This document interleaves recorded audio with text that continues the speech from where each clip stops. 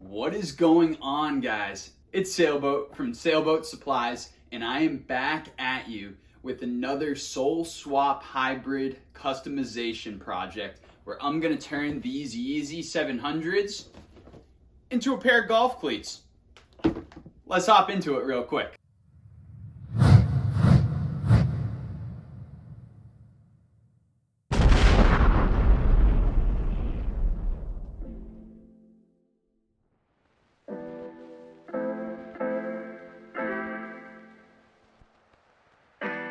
So welcome back to the channel, everybody, for all of my returning viewers. If you guys are new to the channel, thank you so much for coming through. I really appreciate the support. Getting into today's project, like I mentioned before, I'm going to be taking these Yeezy 700 V1 Azures and I am going to be putting a golf cleat sole on them. Since I moved back to the East Coast, I'm surrounded by a lot of friends and family that golf on a pretty regular basis, and it's been a few years since I last played. In order to get myself excited about getting back into it, I had to put together a project so that when I step onto the course, I'm gonna be looking fresh every single time. I think that the color of these golf cleats is perfect to go along with these Yeezy 700s, and I cannot wait to show you guys what I have in store. Let's take a closer look at both pairs so you guys know exactly what I'm working with.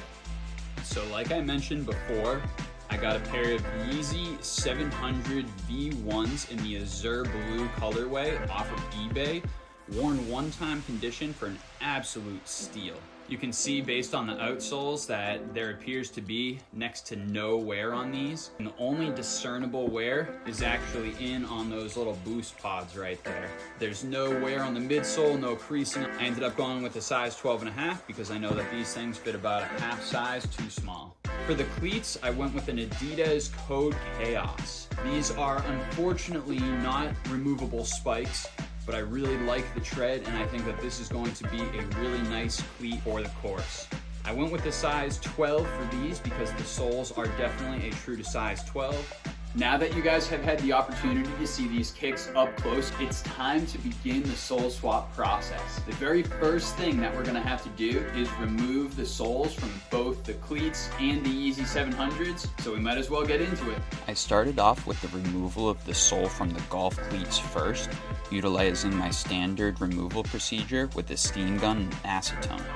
I used a butter knife to help to separate the uppers from the soles, and the butter knife came in handy to help to cut through this protective plastic sheath that the uppers had shrouded around them. When it came to working with the Yeezy 700s, I started at the toe cap, which is a relatively normal removal procedure for me. As I started to get to the midsole of the shoe, I tried to use my normal acetone and steam gun method to remove the uppers from the midsole, but they just weren't budging. I was using my butter knife to try and get in between the midsole and the upper, but the bond was just incredibly strong and they weren't going anywhere. After a little while, I was able to make some progress, but I started to recognize that I was actually damaging the midsoles in the process of removing them, so I tried a different method.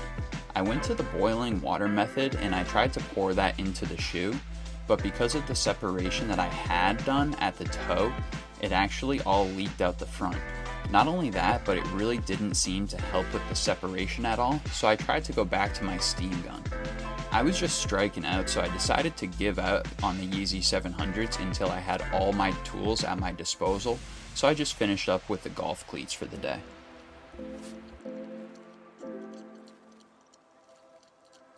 A couple days later, I was able to recuperate and I had all of the tools that I needed available at my disposal. I finished with the separation of the golf cleats before getting back to the Yeezy 700s. What I found is that I actually had to use an X-Acto knife to separate the midsole from the upper, and in the process actually kind of trim the midsole. This was really unfortunate because not only was I damaging the midsole, but I also left a lot of debris on the uppers of the shoes. I did utilize some acetone and my steam gun to help to remove the footbed of the upper from the boost portion of the sole, but that only went so far, and the razor blade was definitely the main tool that I utilized during this process. You can see that as I shift over to the left side of the table, I begin working on the right shoe, and this was actually a lot quicker and a lot easier for me because doing the left shoe first helped me find out a lot about the process and really figure out how to speed it up.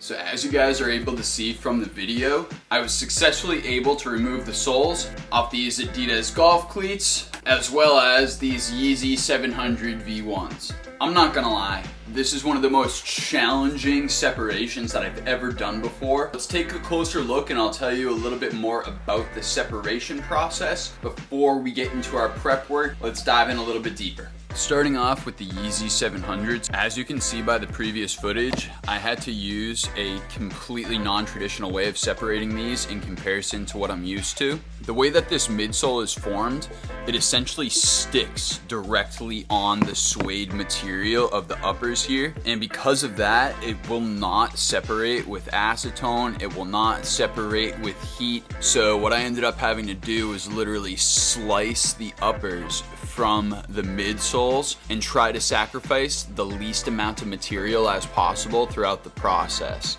As you can see, it's very tricky to get nice and close to that suede material, and you end up losing a whole bunch of the midsole in the process. One of the other things that's crazy is that the boost sticks to this kind of lasting board of the shoe way more than on any other shoe I've worked with in the past. You can see that the inside of this midsole is now super rough, and you can see that we've kind of warped it almost. Now when it gets bonded to a project in the future, there's gonna be a lot more that goes into the re-gluing of this midsole portion. Overall, I was able to preserve it as much as I possibly could, and I think that this is definitely still in usable condition for a future project. With the golf cleat right here, it was actually a pretty simple separation, other than the fact that this actual upper is covered in this kind of weird sheath, and you can see that that sheath is actually gonna peel off. Because of that, I had to actually cut through it in order to get to the actual bond between the glue and the boost midsole here.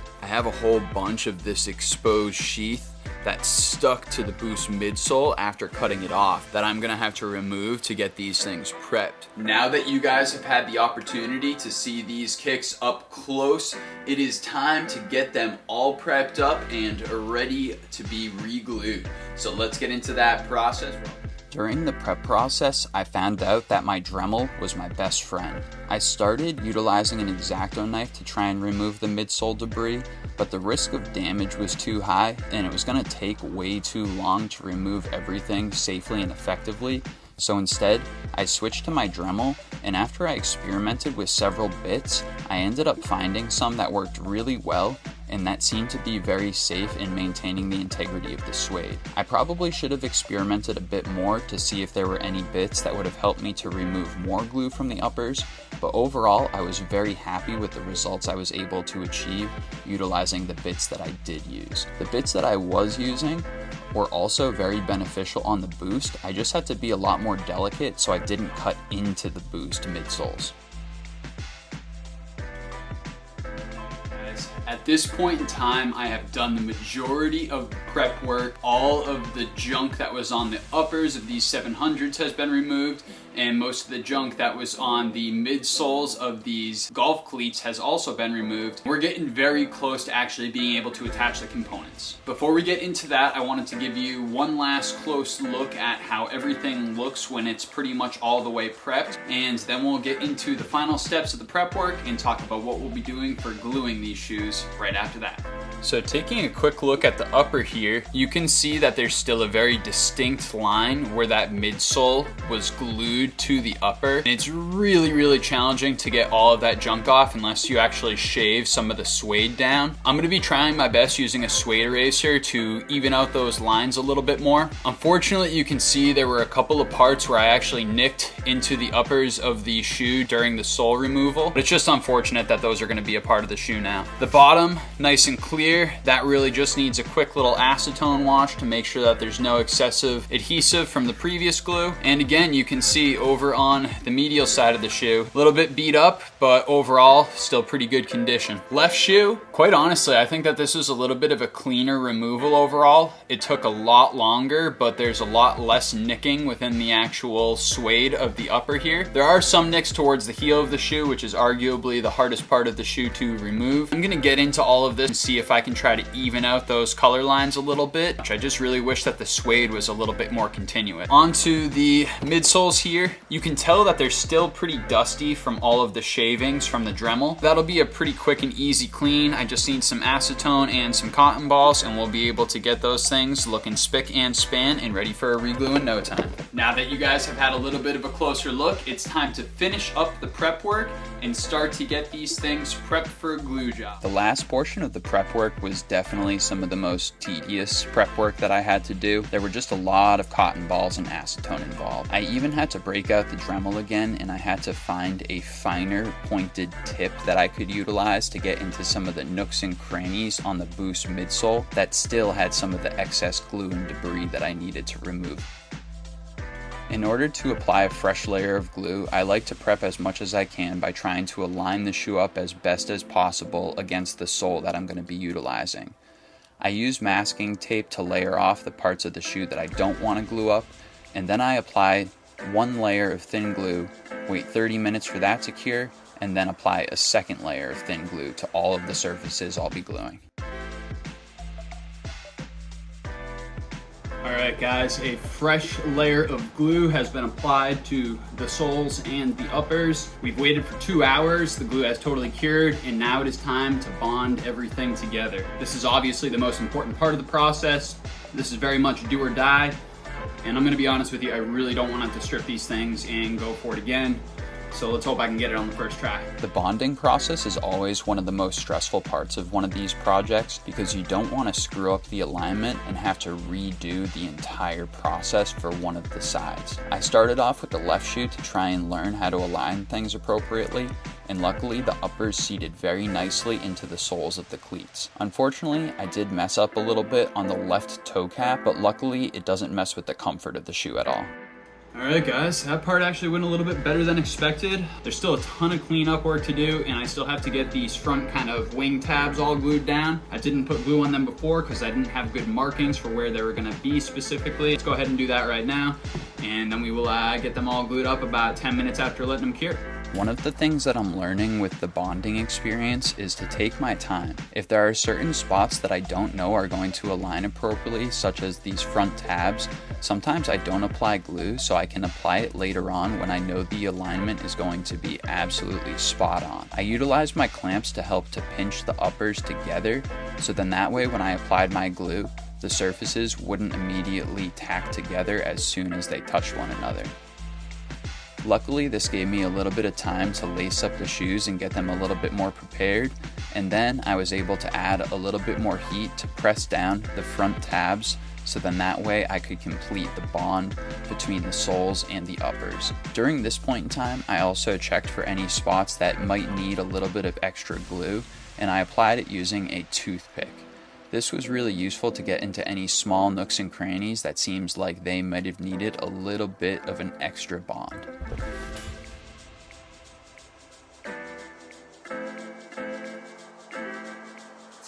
These kicks are officially bonded. There's definitely a lot of work that still needs to be done. I'm gonna have to get a lot of the excess glue off of the uppers.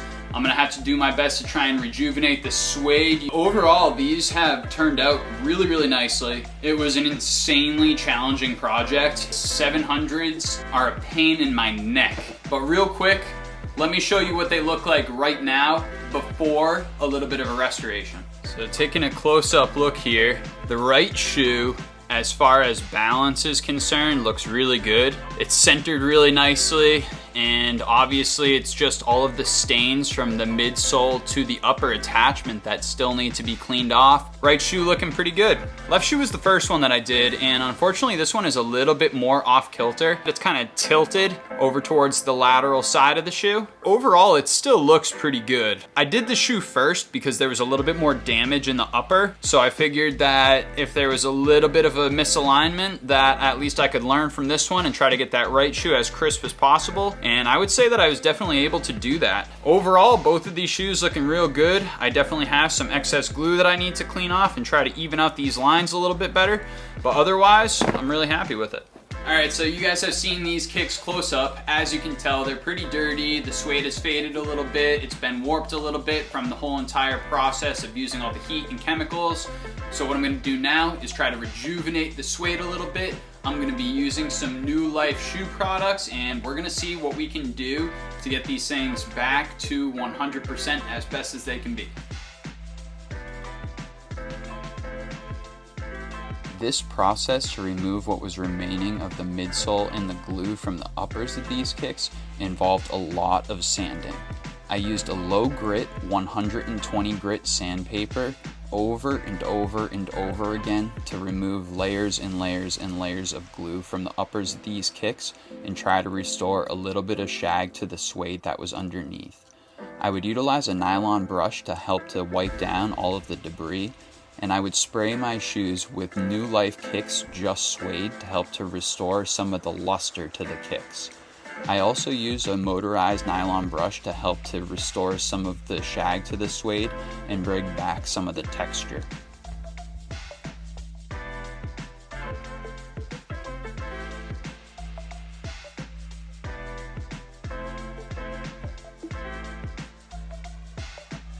Guys, I've officially gotten the majority of the excess midsole and glue off the uppers of this pair of Yeezy 700 V1s. So I've sanded down the suede, tried to even it out as best as I can. It has lost a little bit of its color, but what I'm gonna do now is apply some mink oil here from Angelus, and this should help to kind of revitalize the suede a little bit, also help to waterproof and condition the suede a little bit. So hopefully this is the last step in the process, and afterwards these golf cleats will be ready for the course. Now, this is my first time ever applying mink oil to a pair of suede shoes, so it's definitely possible that I could have over applied.